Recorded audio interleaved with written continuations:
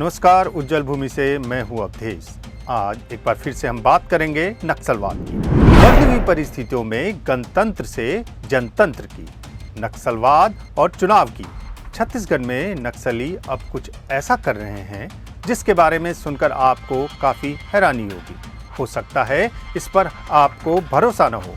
हमेशा गणतंत्र की बात करने वाले माओ के अनुयायी अब जनतंत्र की केवल बात ही नहीं कर रहे हैं, बल्कि जनता के भरोसे सत्ता पर काबिज होने की गणित में लगे हुए हैं। नक्सली अब वे बुलेट की जगह पर बैलेट से सत्ता पर काबिज होने की रणनीति पर काम कर रहे हैं।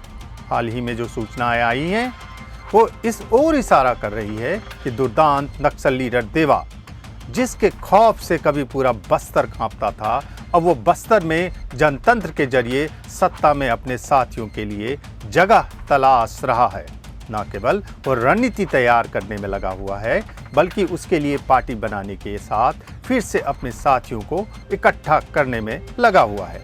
तेलंगाना में उसने कई शीर्ष नक्सल लीडरों से मुलाकात की है। सूचनाएं तो यहाँ तक मिल रही है कि वो जल्द ही एक पार्टी रजिस्टर कराएगा और फिर उसके साथ ही बस्तर के सभी 11 सीटों पर चुनाव लड़ेगी। किस चुनाव चिन्ह पर चुनाव लड़ेगी, ये देखने वाली बात होगी। मिली सूचनाओं के मुताबिक नक्सली चुनाव खर्च उठाने के लिए बस्तर में गड़ा हुआ पैसे और सोने का डंप का इस्तेमाल कर सकते हैं। कल तक ये नक्सली लोगों को लगातार लोकतंत्र से दूर रहने की बात करते थे। अब चूंकि अब यह नक्सली चुनाव में भाग लेने की बात कर रहे हैं, ऐसे में जनता का इस पर कैसा रुख होगा, वह देखने वाली बात होगी। वह शीर्ष राजनीतिक दल भी इन्हें अपने तरीके से तौल रही है। भारत के संविधान का सम्मान करने वाला, अहिंसा के मार्ग में चलने वाला और जनता के हित में काम करने वाले हर व्यक्ति को लोकतंत्र ने अपनी बात रखने का अधिकार दिया है। अगर कोई नक्सली त्याग कर, अपराध मुक्त होकर, हथियार छोड़कर, हिंसा छोड़कर भारत के संविधान, जिसे बाबा साहब डॉक्टर भीमराव अम्बेडकर जी ने लिखा है, उसके आधार पर कोई काम करना चाहता है तो लोकतंत्र में उनके लिए स्थान है। वो कोई भी व्यक्ति हो सकता है।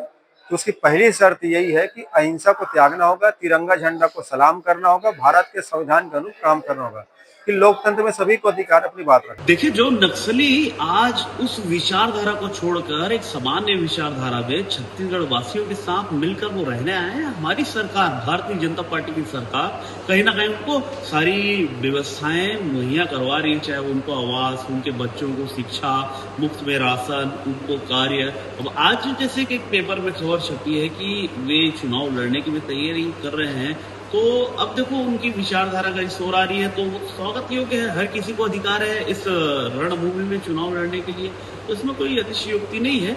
वो एक सामान्य नागरिक की तरह जीवन जी रहे हैं और उनको पूरा अधिकार है, चाहे वो किसी भी पार्टी से लड़े, जैसा भी उनकी विचारधारा जिस पार्टी से मेल खाती है उससे चुनाव लड़े, ऐसा कोई दिक्कत नहीं, आपत्ति नहीं है। बहुत स्वागत योग्य चीज है। ये वही नक्सली हैं जो लगातार एंटी नक्सल ऑपरेशन और केंद्र और राज्य सरकार के निर्णायक दबाव के चलते सरेंडर कर चुके हैं। आपको बता दूं, विष्णुदेव सरकार के नेतृत्व में दिसंबर 2023 से जुलाई 2026 तक कुल मिला के 4000 से अधिक नक्सली गिरफ्तार या तो सरेंडर हो चुके हैं।